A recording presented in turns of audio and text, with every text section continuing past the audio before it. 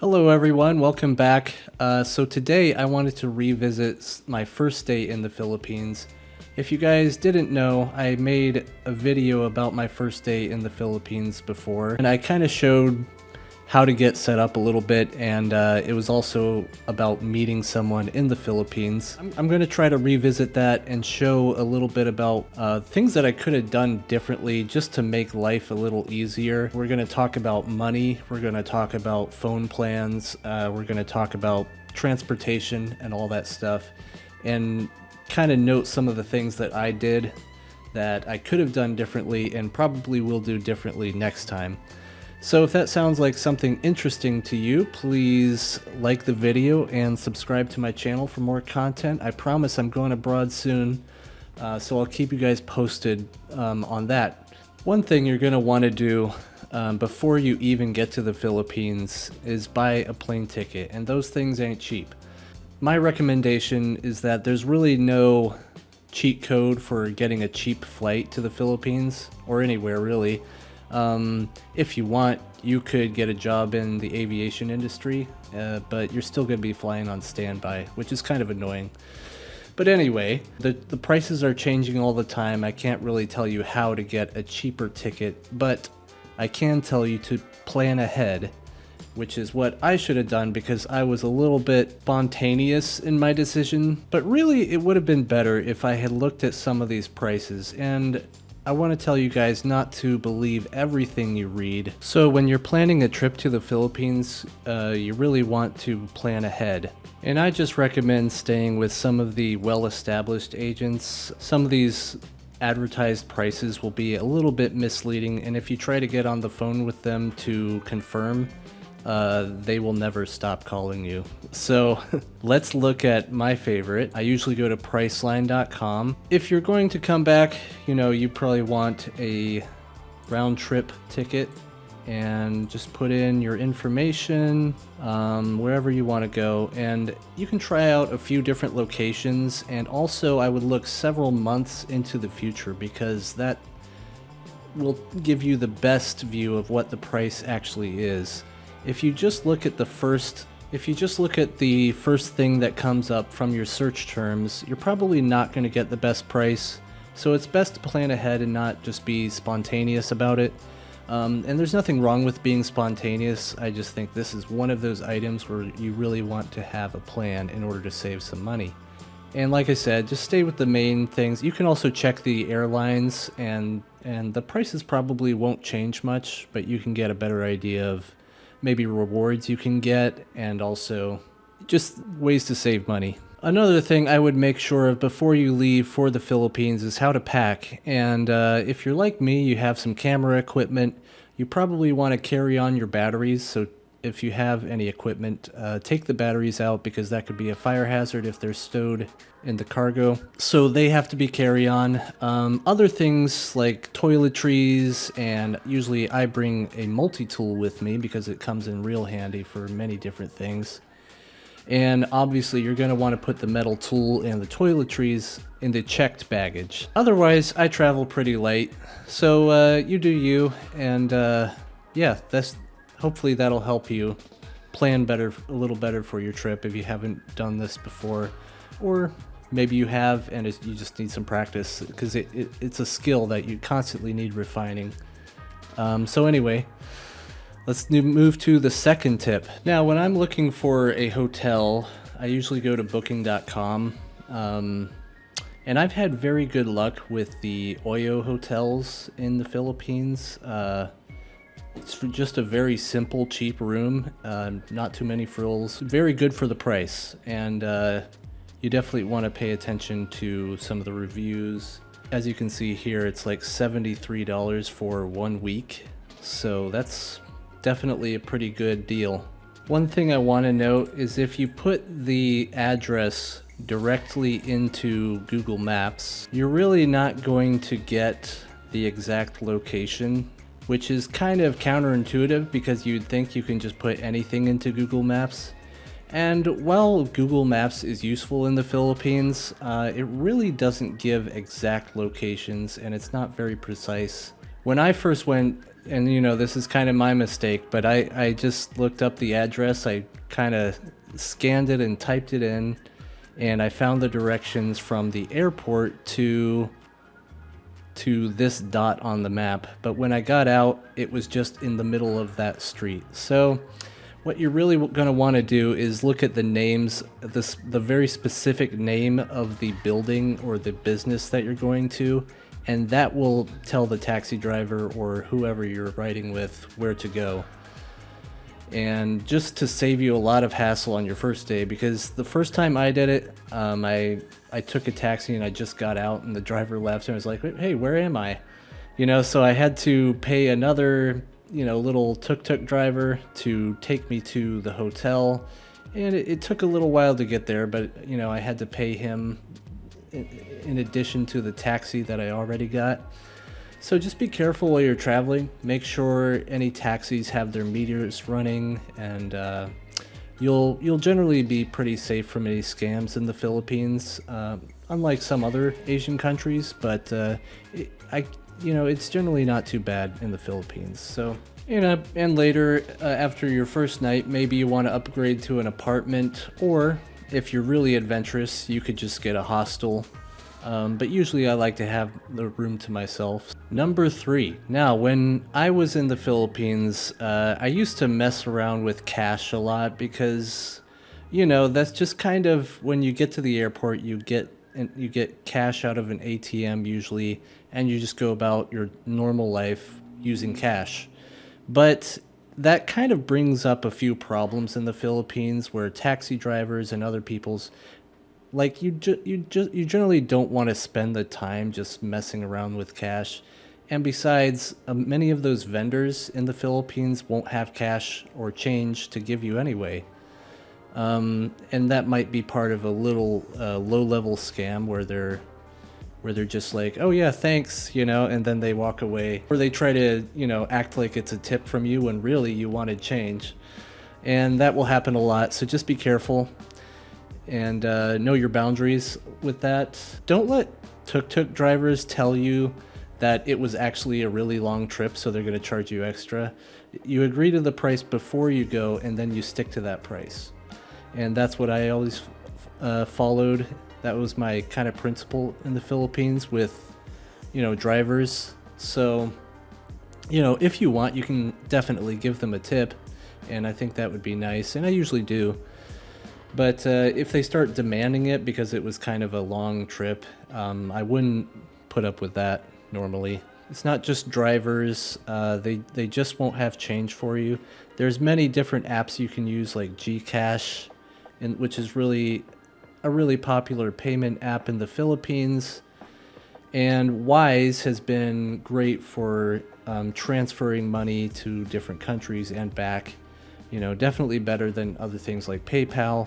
Just use your best discretion when using these apps and you'll be set. Later, you might want to think about getting a bank account in the Philippines just to save on fees and for withdrawing money from foreign ATMs, which it does add up, so just keep that in mind.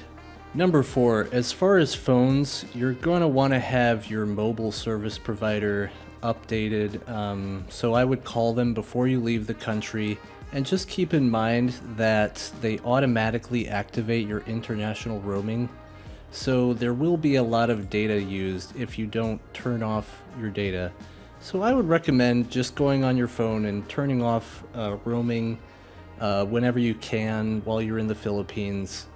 And just keep in mind there's also different networks that you're going to be using in the Philippines. So if you land, as you know, there was one time where I just got kind of confused because I think I switched off my phone and then I started it back up and it switched to a different network. And I couldn't, I had to use Wi-Fi to do anything, so for some reason. But if you're having trouble like that, just make sure you're on the same network as you were before, and that will help you avoid any hiccups. The other thing is, the stuff costs money. My internet or mobile service provider is Spectrum, so they have international rates, you can get a $10 daily pass. Keep in mind the talking and texting charges. Texting is usually free. You also want to have other apps set up that will help you communicate while you're there. But in order to avoid a bunch of surprise charges after you get back, don't just call your mobile service provider, but get a plan that works for you. The daily plan or the per gig plan can help you out in these cases if you're staying for, longer periods of time beyond just a couple days. And it can be a lifesaver when you get back. Now, preferably, you already know somebody before you go to the Philippines, but in case you don't, something that has really helped me out, I want to give a huge shout out to my partner, ChristianFilipina.com. So since I have the Dream Filipina membership level, I get lots of perks. So as you can see here on the screen, there's even a class on how to deal with the culture shift in the Philippines, which is really great and something you can use before you get over there, by the founder of ChristianFilipina.com. And you can just check out all the useful tools and resources on the site and, even make a search for the specific kind of partner that you might be looking for. So check it out. That's ChristianFilipina.com. Huge shout out to them. Now let's get on with the next item, which fittingly is knowing how to get in touch. So if you plan to make friends in the Philippines, which hopefully you do, there's lots of different apps, but the most popular ones in the Philippines are WhatsApp and Facebook that they use to stay in touch. And something that kind of confused me a little bit at first was just finding people on these apps. If you type in their phone numbers, you want to get the country code correct. So just enter a plus symbol and the country code and then the phone number. The next thing, you want to put that phone number in your contacts list before searching for it on the app, because it won't recognize it until they're already in your contacts list. So that was something a little confusing to me, but just something you want to keep in mind if you're going to be contacting ladies. Facebook is a good one because you can see photos of them, obviously. And WhatsApp is really good for communication because it's streamlined for that specifically, rather than being connected to your entire online social, profile. That's really useful to keep in mind.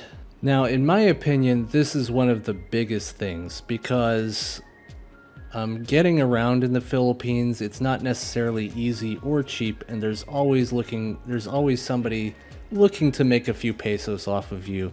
So, that's both a good thing and a bad thing because you can find cheap rides, but it really adds up. So what I recommend for those of you who are a little more adventurous and just want to have the freedom to get out there is to rent a scooter. And I actually made a video about doing this, and I found a really good scooter vendor, and it was affordable.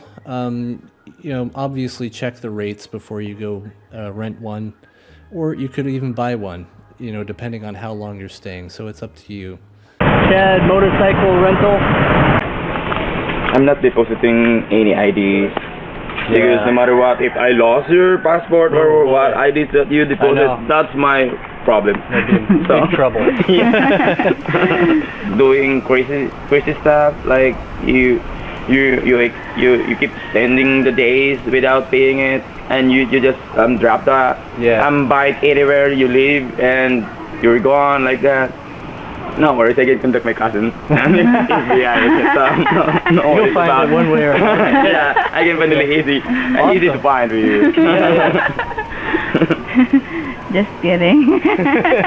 That never happens. Thank you, sir. All right. Thank you. So one thing you guys will notice from the video of me driving around the Philippines and renting my scooter is I don't have, I might not be dressed properly. So I recommend getting a hat and, a light breathable but long sleeve shirt. Just really helps keep the sun off of you because it's really hot there. And even if you wear sunscreen, you want to be protected, because sometimes I didn't even have time to put sunscreen on, and when you're near the equator in that part of the earth, the sun it can burn you really easily. So that's just something to keep in mind. The other thing about driving around, I really recommend scooters, you know, obviously because of the adventure aspect, and I even traveled a whole day on Bohol. It really gives you the freedom to just explore, see the different sites that the Philippines has to offer. So it's a really good opportunity, and it just gives you the freedom. One other thing, you're going to want to have a phone holder on the bike so you know where you're going. If you're riding around by yourself and you're trying to follow your phone that's in your pocket, you're going to have to keep pulling over, and you might miss your turn several different times, which I did on my first day. So it's a good idea to have a phone holder on the bike so you know where you're going all the time. And another thing is there's actually lots of kind of weird little traffic laws in the Philippines, and the directions on the map might not lead you down the right path, or it might tell you to go a certain way that in reality is blocked off, and if the police notice you, they will stop you and probably bribe you for something, like they did me, you know. But it's not that bad or expensive. Just keep that in mind. And one of the good things about the Philippines that a lot of people like when they go over there is that you're basically free to drive there, as long as you don't break any of the rules. There's really not a lot of hoops you have to jump through to do it. And try to be respectful of the signs you see on the road, and the things that the other drivers will be doing there, because you're going to want to follow the pack a little bit in order to avoid attracting any attention, really, because you do stand out as a foreigner. As always, trust in God. He will keep you safe, and I just want to encourage you all to get out there. Whatever reason you may be going to the Philippines, hopefully this will kind of help you take that first step. And I know this because it happens to me. You get stuck in analysis paralysis, and you just never take the leap. So I want to encourage people to take the leap, you know, and that's why I say there's really nothing wrong with spontaneity, you know, in measured doses, right? So yeah, going to the Philippines is a great place, whether you're going to retire, to live there, or you just want to see what it's like. And I would recommend seeing what it's like first, and that's kind of why I went and why I plan to go back. It's a very safe, very friendly country, and there's lots of great people there, and that is another reason that I do plan to go back at some point in the future. So thank you all for watching. Please like this video and subscribe if you like this content. I try to make a video every week, and it's usually about society, both here and abroad, and my experiences living abroad, and just some of the reasons you want to think about moving abroad. So I'll have another video for you soon, and see you next time. Until then, keep trekking.